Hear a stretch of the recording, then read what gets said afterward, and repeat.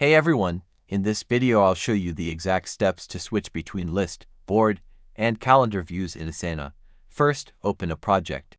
At the top right, see three buttons: List, Board, and Calendar. Click List. List view shows tasks in a checklist. Reorder by clicking the dots next to a task, dragging it up or down, and dropping. Now, click the Board View button. Tasks switch to a Kanban board with columns. Move a task by clicking and holding a card. Drag it to a new column and drop it. Next, click the Calendar View button. Tasks appear on a calendar by due date. Schedule a task by clicking and dragging it to a new date. Add a task from any view. In List View, click the plus sign. In Board View, click a task at a column top. In Calendar View, click a date and type the task name. And that's it.